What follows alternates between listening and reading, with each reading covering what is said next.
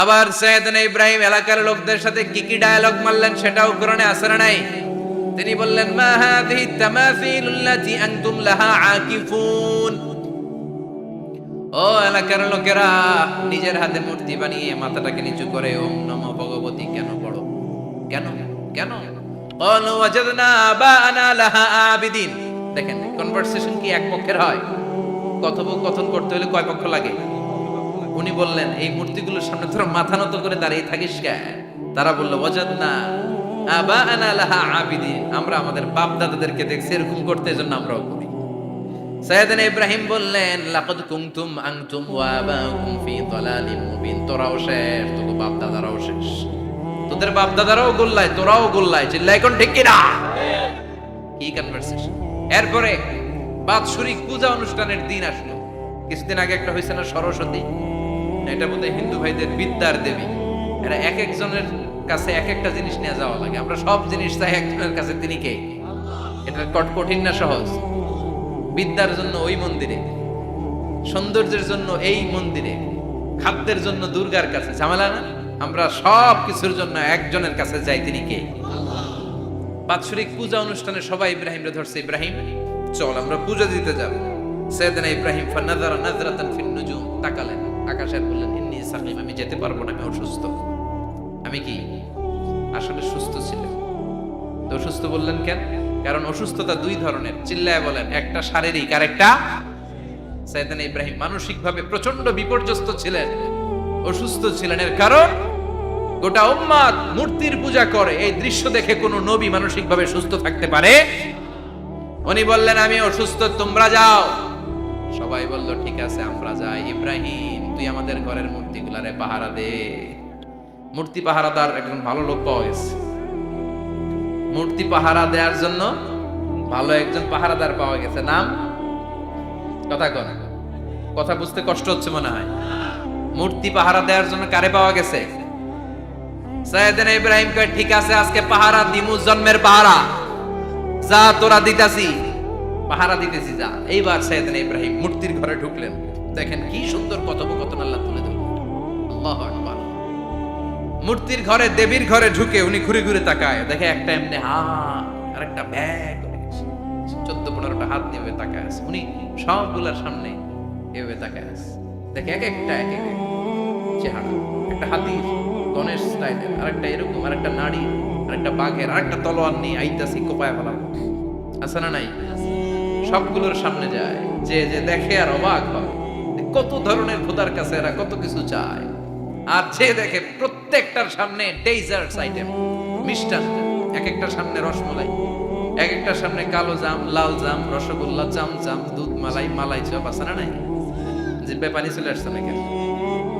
তো সাইয়েদনা ইব্রাহিম অবাক, কি রে, এত মূর্তি, এত ডিজাইন, এত ভাবে আর অঙ্গভঙ্গি করে আছে, এত খাবার দেয়া, খায় না কেন? সাইয়েদনা ইব্রাহিম ভাবলেন, মনে হয় নাগাল পাই না, আমি একটু তুইলা ধরি। উনি রসমলাইয়ের বাটিটা নিয়ে, যেটা হা করে আছে, ওইটার সামনে যায়, কয় খা। কি কয়? বানাই কইতেছি মনে হয়। ফারাগা ইলা আলিহাতিম, মূর্তিগুলোর কাছে গেলেন। ফাকালা আলা তাকুলুন, খাবি না? খাবি না ডারে আমি কিছু খা, কোরআন থেকে বলছে, ঠিক কি না? উনি ভাবলেন ওরা হয়তো খেতে পারে না, নাগাল পাচ্ছে না, কিংবা আমারে দেখে লজ্জা পাচ্ছে। নিজ থেকে রসমলাইয়ের বাটি তুলে ধরলেন। উনি বললেন, খা। আর ওগুলা কয় হা হা করে রয়েছে, নরেও না চরেও না। উনি মুখের সামনে তুলে ধরে বললেন, আলা তাকুলুন, খা। সবগুলার সামনে গেলেন, খা খা। কেউ খায় না, ওগুলো হা করে আছে। সাইয়েদনা ইব্রাহিম বললেন, খা। কেউ কথা কয় না। উনি বললেন, খাবি না কেন? তাইলে কথা কয়। এই যে কষ্ট করে উড়াইলি, মুখের সামনে দিলাম, খাবি না কেন? কথা বল। আলা তাকুলু, খাবি না কেন? কথা বল। মা লাকুম লা তাতাকাল্লামুন, খাবি না কেন? মা লাকুম লা তানতিকুন, হয় খা নয় কথা ক। বলতেই লাগলেন, খা খা। প্রত্যেকটা মূর্তির সামনে গেলেন, খা। ওগুলো করে আছে হা, কোনো কথা কয় না। কয় কেন খাবি না? তাহলে কথা ক। খায়ও না, কথাও কয় না। আপনার ছেলে বায়না ধরছে, আব্বা সানা শুনলাম, কি খাম? চানাচুর কিনে দিলেন, এই নে চানাচুর। এখন চানাচুর খায় না। কিরে বাপ খাবি না কেন? কথাও কয় না, খায়ও না, কথাও কয় না। এখন বাকি আছে কোনটা? কথা কর। ফারাগা আলাইহিম দারবাম বিল ইয়ামিন, ডান হাতে কোপানো শুরু করলেন। ইচ্ছা মতো ঘুষি কিল মারতে মারতে মূর্তিগুলার সাইজ। ফারাগা আলাইহিম দারবাম বিল ইয়ামিন, এক একটা নবীর হাতে জান্নাতি শক্তি দিয়েছে কে? খা নাইলে কথা ক, খায় না, কথাও কয় না, বাকি আছে। মাইর মারতে শুরু করলেন, মারতে মারতে সব শেষ। তারপরে খুঁজে পেলেন একটা কুড়াল। কি পাইলেন? কুড়াল দিয়ে মারতে আরো সুবিধা, খালি এটারে এভাবে মারে, ওইভাবে মারে। মারতে মারতে যতগুলো মূর্তি ছিল সবগুলো মেরে বড় মূর্তিটার গায়ে মারতে যাবে, in the meantime stop, না এটারে মারো না। ফাজআলাহুম জুদাদান, সবগুলোর টুকরা টুকরা, ইল্লা কাবীর আল্লাহুম, 12টা ছাড়া ওইটারে রেখে দিলেন। আর বুদ্ধি করে কুড়ালটারে বড়টার কাঁধে ঝুলাইয়া দিলে, বড় মূর্তিটার কাঁধের মধ্যে ঝুলাইয়া দিলেন। ঘটনাটা সুন্দর হয়েছে না? এখন কেমন যেন মনে হয় এটা কোপাইয়া দাঁড়া রয়েছে বাপের বেটার মতো। বড় পূজার শেষ, পূজার দিনক্ষণ শেষ। বিকেল বেলা পূজা মণ্ডপ থেকে সব এসে দেখে সর্বনাশ। পাহারাদার ইব্রাহিম কই, আনতা ফাআলতা হাযা বিআলিহাতিনা ইয়া ইব্রাহিম। ইব্রাহিম, সর্বনাশ কে কইছে? তুই কইছত নি? কই আইনো, বড়টাই কইছে। ওইটারে জিজ্ঞেস করো। বাল ফাআলাহু কাবীরুহুম হাযা ফাসআলুহুম ইন কানু ইয়ানতিকুন। কোরআন থেকে বলছে, আমি করি নাই। ওই দেখ কুড়ালটা কার কান্দে? বড়টার কান্দে, ওইটারে জিগা। সবাইকে খাইছে। সবাই বলে, ইব্রাহিম তুমি কি জানো না এগুলো কথা বলে না? সাইয়েদনা ইব্রাহিম বলে যে এটা কথা কয় না, ওইটার পূজা করস কেন? যেটা কথা বলে না, যেটা নিজেরাই নিজেদেরকে বানাতে, মায়ের থেকে বাঁচাতে পারে না, নিজেরাই নিজেদেরকে রক্ষা করতে পারে না, তোরে কিভাবে রক্ষা করবে? এগুলোর পূজা কেন করিস? ফাবুহিতাল্লাযী কাফার, কারো কোনো জবাব নাই, লা জবাব। সবাইকে, ইব্রাহিম তুই বড্ড বেড়ে গিয়েছিস, তোরে নমরুদের কাছে নেওয়া হবে, রশি দিয়ে পেঁচিয়ে নমরুদের কাছে নেওয়া হবে। নমরুদের নাম শুনছেন? শোনেন নাই বোধহয়? শোনেন নাই? পৃথিবীতে 4 জন বাদশা ছিল, যারা গোটা বিশ্বের বাদশা। গোটা বিশ্বের 2 জন কাফের, 2 জন মুমিন। মুসলমানের একজন হচ্ছে যুলকারনাইন, আরেকজন হচ্ছে সাইয়েদনা সুলাইমান। কাফেরের একজন হচ্ছে বাখতানাসার, আরেকজন হচ্ছে নমরুদ। এই নমরুদের কাছে নিয়ে যাও, রশি দিয়ে বেঁধে। এবার নমরুদের সাথে কি ডায়ালগ মারছে এটা তো আর কোরআনে নাই। কথা কও, এটাও আছে। নমরুদ বলে, ইব্রাহিম শুনলাম তুমি নাকি আমাদের খোদাগুলোরে মারছো, তুমি নাকি কোন আল্লাহর ইবাদত করো, তুমি নাকি কোন নতুন রবের তথ্য নিয়ে আমাদের বাবেল নগরীতে আগমন করেছো। আমি ছাড়া কোনো খোদা আছে বলে তো আমি শুনি নাই। এই বাবেল নগরীতে আমি ছাড়া কোনো খোদা আছে আজকে নতুন শুনলাম। কে তোমার খোদা? কি তার পাওয়া? এবার ডায়ালগ মারা শুরু করলেন সাইয়েদনা ইব্রাহিম। সাইয়েদনা ইব্রাহিম বললেন, রব্বি আল্লাযী ইউহয়ী ওয়া ইউমীত। আমার রব এমন রব যিনি জীবন দেয় আবার মরণও দেয়। প্রথমটারে দিলাম মরণ, পরেরটারে দিলাম জীবন। তোমার রব যে যেরকম করে জীবন দেয় আর মৃত্যু দেয়, আমিও জীবন দেই, আমিও মৃত্যু দেই। চিল্লায় পড়েন নাউযুবিল্লাহ। সাইয়েদনা ইব্রাহিম বিপদে পড়ে গেলেন। তাই তো, আসলেই তো প্রথম লোকটারে মৃত্যু দিল, তাই নাই? কথা কন, ছুরি মেরে রক্ত বের করে ওর মৃত্যু দেয় নাই। পরের লোকটারও একই ভাবে মৃত্যু দিতে যে সেখান থেকে বাঁচিয়ে জীবন দিল। ভেজাল আছে না নাই? এবার সাইয়েদনা ইব্রাহিম বলে, ফাইন্নাল্লাহা ইয়াতি বিশ-শামসি মিনাল মাশরিকি ফাআতি বিহা মিনাল মাগরিবি ফাবুহিতাল্লাযী কাফার। সাইয়েদনা ইব্রাহিম বললেন, বুঝলাম তুমি আমার আল্লাহর মতো জীবন দাও, বুঝলাম তুমি আমার আল্লাহর মতো মরণ দাও, কিন্তু নমরুদ খেয়াল করে শোনো, আমার আল্লাহ প্রতিদিন সকাল বেলায় পূব আকাশ থেকে জল জলে সূর্যটা উঠায়। তোমার যদি এরকম কোনো ক্ষমতা থাকে, তুমি আগামীকাল সকাল থেকে পূর্ব দিক থেকে সূর্য না উঠিয়ে পশ্চিম দিক থেকে সূর্যটা উঠাও। ফাবুহিতাল্লাযী কাফার। এবার ধরা গেছে, এবার জায়গার মধ্যে ধরা, একেবারে স্টপ, লা জবাব। নমরুদের মুখে কোনো জবাব নাই। এবার নমরুদের মেজাজ নরম নাকি গরম? কথা কও। গরম মেজাজ নিয়ে কয়, হাররিকু, এটারে আগুনে জ্বালা, এটারে আগুনে ফেল। নমরুদ বুঝে নাই যে আগুনের মালিক কে। বিশাল আগুনের কুণ্ডলি পাকিয়ে সাইয়েদনা ইব্রাহিমকে আগুনের মধ্যে ফেলে দেয়া হলো। হাতের মধ্যে রশি, পায়ের মধ্যে রশি, সারা দেহের মধ্যে রশি পেঁচিয়ে আগুনের কুণ্ডলিতে ফেলে দেয়া হলো। মুহূর্তের মধ্যে আগুনের প্রজ্বলন শক্তি ওই রশিগুলোকে জ্বালিয়ে পুড়িয়ে ছারখার করে দেয়, কিন্তু সাইয়েদনা ইব্রাহিমের দেহের একটা পশমও জ্বালায় না। যে রশি দিয়ে টাইট করে বাঁধছে, ওনার দেহের সাথে লাগানো টাচ করা রশি, ওই রশি জ্বলে যায়, কিন্তু সাইয়েদনা ইব্রাহিমের পশম জ্বলে না। চিল্লায় পড়েন আল্লাহু আকবার। আজও যদি তোমাদের মাঝে কেউ ইব্রাহিমের মতো ঈমান আনিতে পারো, অগ্নিকেও পুষ্প বলে পরিণত করিতে পারো। ঠিক কি না? মুসার মতো ঈমান হলে রাস্তা হবে সাগর জলে, ইউসুফের মতো ঈমান হলে একে একে দরজা খোলে। সাইয়েদনা ইব্রাহিমের মতো ঈমান যদি আজ থাকে বিদ্যমান, অগ্নিকুণ্ডে দেখতে পাবে খুবসুরতে ফুলবাগান। ঠিক কি না? ওই ঈমানটা দরকার। ওই ঈমান যদি ঈমানের মতো হয়, আগুনের কুণ্ডলকে ফুলবাগান বানিয়ে দিবে কে? সাইয়েদনা ইব্রাহিম বসে রইলেন। নমরুদ কয় আরো আগুন জ্বালা, এলাকার বড় বড় গাছগুলো তক্তাগুলো কেটে আগুনের কুণ্ডলিতে ফেল।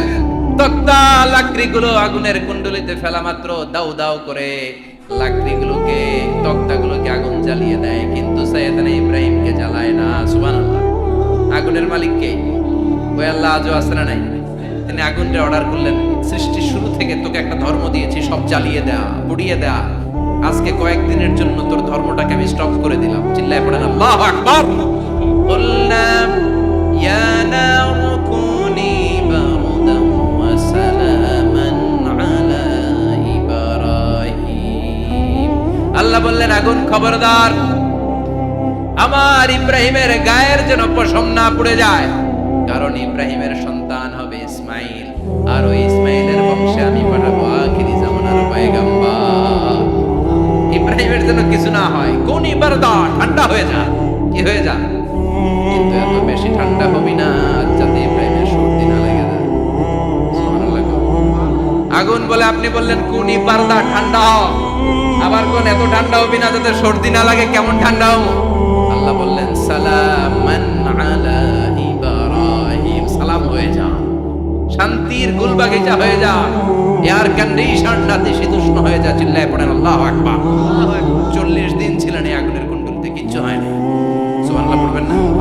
শেষ জীবনে উনি ওনার নাতিপুতিদের সাথে গল্পের সময় বলতেন যে আমার জীবনে সবচেয়ে আরামদায়ক সময় কাটিয়েছি আমি ইব্রাহিমের আগুনের, নমরুদের আগুনের কুণ্ডলির ভেতরে থেকে। চিল্লায় বল সুবহানাল্লাহ। তার মানে পুরো আগুনের কুণ্ডলির এই গুলবাগিচা বানিয়ে দিয়েছে কে? ওনার জীবনের শ্রেষ্ঠ সময় নাকি এটা? সবচেয়ে আরামসে নাকি কাটিয়েছে এই আগুনের কুণ্ডলির ভেতরে। চিল্লায় পড়েন আল্লাহু আকবার। এবার আল্লাহ ডেকে বলেন নমরুদ অনেক হয়েছে, আর না, অনেক চান্স তোমারে দিছি আমি, অনেক ছাড় দিছি, মাগার ছেড়ে দিব না। আল্লাহ কি দেয়? ছাড় দেয়, ছেড়ে দেয় না। মনে থাকবে? চিল্লায় বলেন তো আল্লাহ কি দেয়? কি দেয় না?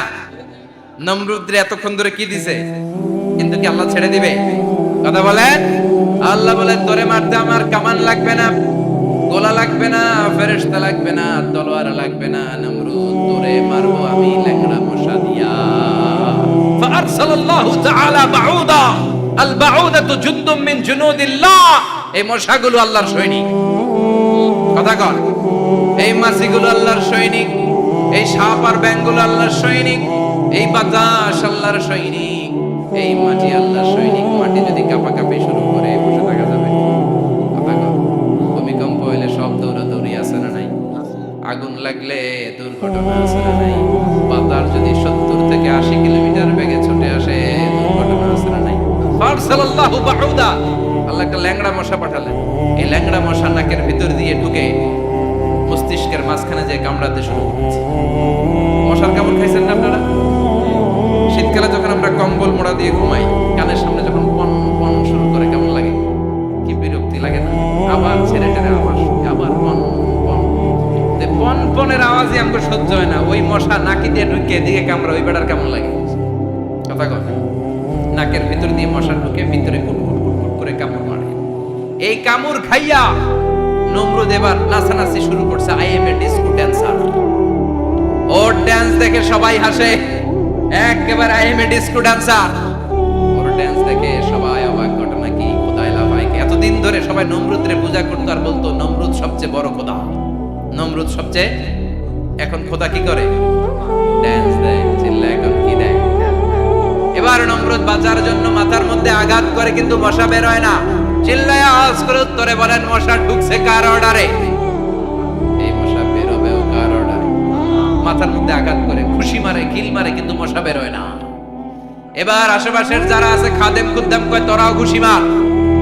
খাদেম খুদ্দাম মনে মনে কয়, আজীবন অনেক মারছস, আজকে আমরা মারুক। সুযোগ পায়া কিলের উপর কিল আর খুশি। আজীবন অনেক কাজ করাইছিস আমাদেরকে দিয়ে, অনেক জুলুম করেছিস, আজকে সুযোগ পেয়ে ইচ্ছে মতো মাইরা লই। খাদেম খুদ্দাম ওরাও কিল খুশি। খুশাইতে খুশাইতে চেহারার মানচিত্র পাল্টাই দিছে, মাগার মশা বের হয় না। এই মশা ঢুকছে কারা দেশে? কথা কর।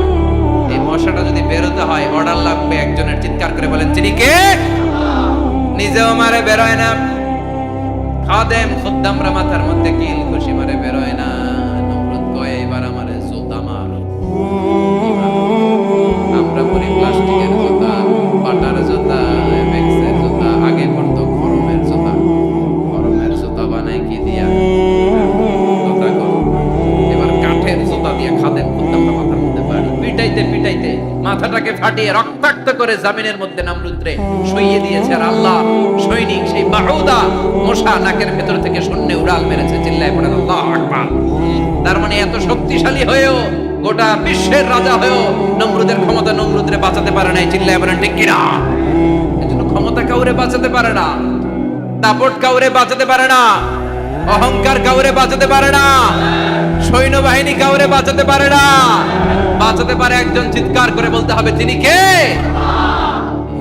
কেউ তো স্থায়ী হয় না, হোক না সে ফেরাউন কিবা নমরুদ। কেউ ভাবে চিরদিন রয় না, কেউ ভাবে চিরকাল রয় না। পৃথিবীতে কেউ স্থায়ী হয় না, হোক না সে ফেরাউন কিবা নমরুদ। কেউ ভাবে চিরদিন রয় না। চিল্লা এখন ঠিক কিনা? সাইয়েদনা ইব্রাহিমের সবগুলো কথা কোথায় কি ডায়ালগ মারলেন, আল্লাহর কাছে এত ভালো লেগেছে, আল্লাহর কোরআনের ভেতরে তুলে দিয়েছে কে? আবার তিনি যতগুলো দোয়া জীবনে করেছেন সব কবুল করেছে কে? তিনি দোয়া করলেন, রাব্বি জাআলনি মুকিমাস সালাতি ওয়া মিন যুররিয়্যাতি রাব্বানা ওয়া তাকাব্বাল দুআ। হে নামাজি, আমার ঘরে নামাজে পড়ো আজ, দিলে মে তোমার চরণ তলে, হৃদয় যায় নামাজ। এ নামাজি, আমার ঘরে নামাজে পড়ো আজ, দিলে মে তোমার চরণ তলে, হৃদয় যায় নামাজ। আল্লাহু আকবার পড়েন। তিনি দোয়া করলেন, আল্লাহ রাব্বি জাআলনি মুকিমাস সালাত। আল্লাহ আপনি আমার নামাজ কায়েমকারী বানান। কি কায়েমকারী? তার মানে নামাজ পড়লে সবাই মিলে পড়তে হবে, ঠিক কি না? নামাজ কায়েমকারী বানান। আমার সন্তান ইসমাইলের নামাজ কায়েমকারী বানান। আমার দোয়াটা কবুল করেন। কবুল করে নিল কে? আবার বললেন, আল্লাহ মক্কার নিরাপদ বানান। কবুল করলো কে? আবার বললেন, ওয়াবা'আস ফীহিম রাসূলা। আল্লাহ এই শহরে একজন নবী পাঠান। কবুল করলো কে?